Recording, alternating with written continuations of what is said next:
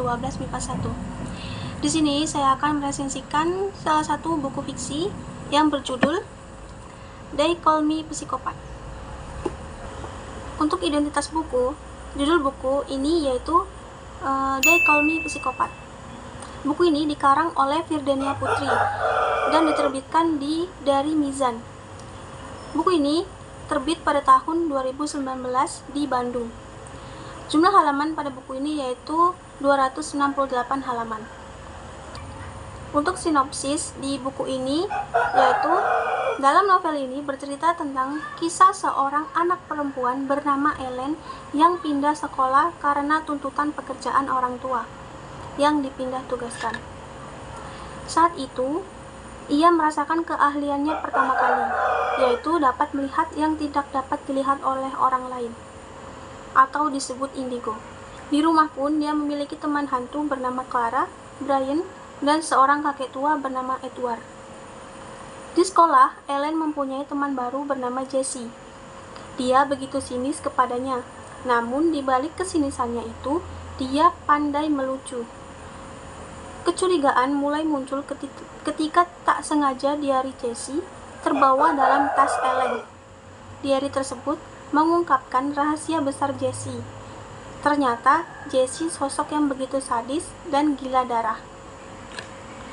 Banyak orang yang menjadi korban Jessie, termasuk temannya sendiri yaitu Amanda dan Rachel, tugas kebun, dan kucing-kucing yang tak bersalah. Ellen tak bisa membiarkan hal tersebut terus berlanjut.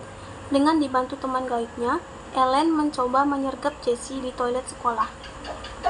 Jessie pun merasakan terpojok dan dia menusukkan pisau berkarat kesayangannya ke dalam dirinya. Setelah kematian Jessie, Ellen tak bisa hidup tentram.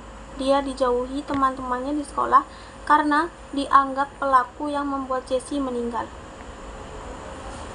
Penderitaan itu terus berlanjut dari ibu Ellen yang meninggal dalam kecelakaan, dan arwah Jessie yang selalu menghantuinya. Ayah Ellen ingin menikah lagi dengan seorang wanita bernama Lucy. Ternyata Tante Lucy adalah mama Jessie. Jessie yang sudah menjadi arwah harus terus mencoba menggagalkan pernikahan ayah Ellen dengan mamanya.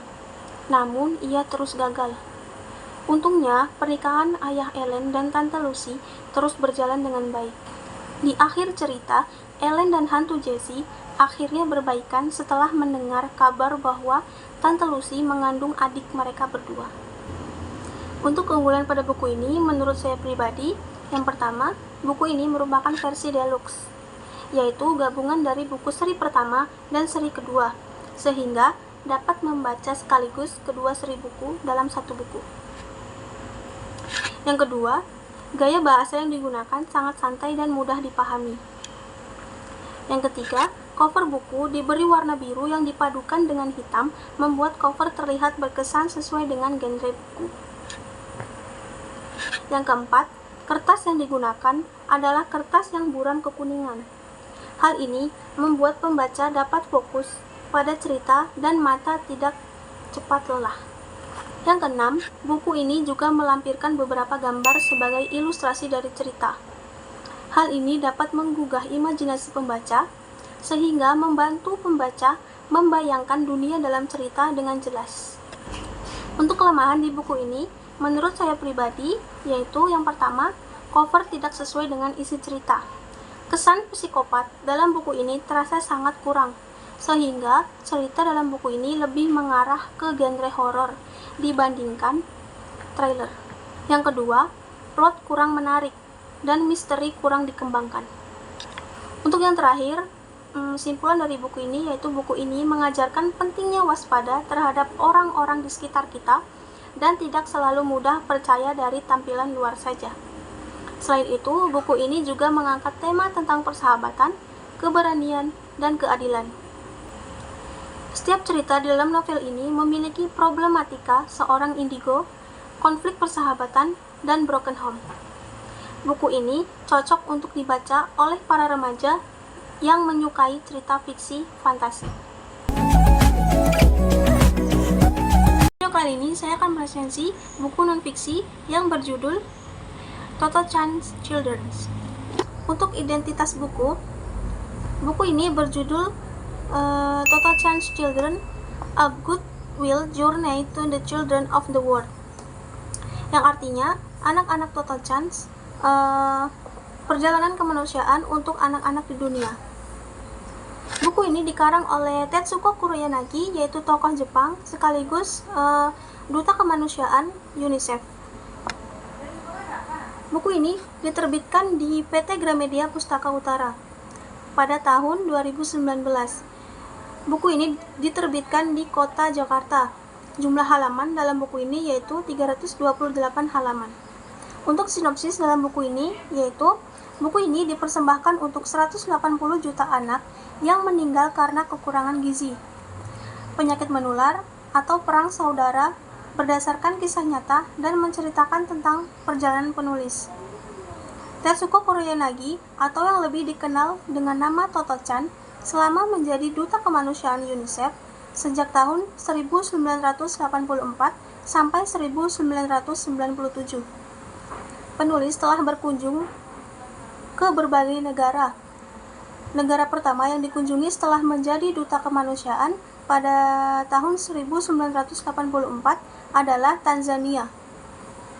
Kemudian beberapa negara berikutnya yang dikunjungi yaitu Nigeria, India, Mozambik, Kamboja dan Vietnam, Angola, Bangladesh, Irak, Ethiopia, Sudan, Rwanda, Haiti, dan Bosnia-Herzegovina. Selama perjalanannya, Miss Kuroyanagi mengunjungi berbagai tempat di mana di tempat tersebut terdapat banyak sekali anak-anak yang kondisinya jauh dari kata baik dan memprihatinkan. Kondisi tersebut dikarenakan kekeringan yang melanda wilayah-wilayah tersebut, sehingga bahan makanan yang layak, sehat, dan baik untuk dikonsumsi sangat susah untuk ditemukan. Selain karena kekurangan asupan gizi yang baik dan cukup, banyak juga anak-anak yang meninggal sebagai korban dari perang yang terjadi pada masa itu.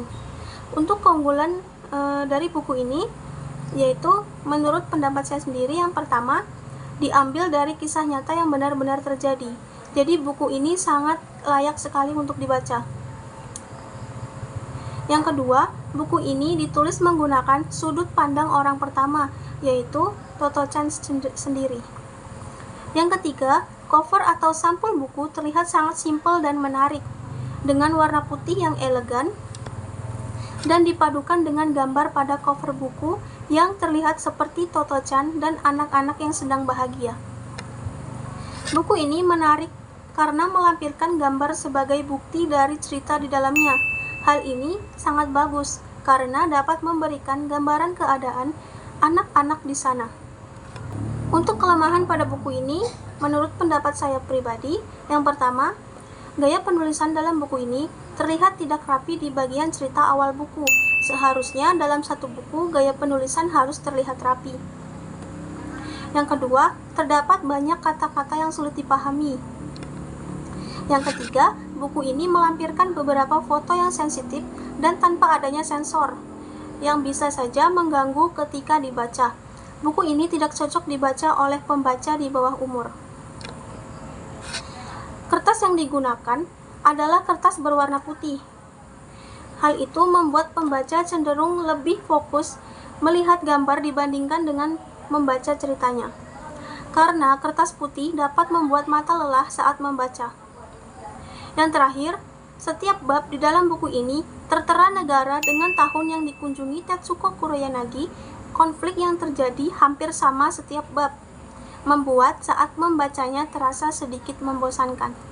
Untuk kesimpulan dari buku ini, yaitu buku ini layak dibaca oleh siapa saja, baik anak-anak, remaja, maupun orang tua yang tertarik dengan wawasan baru tentang dunia.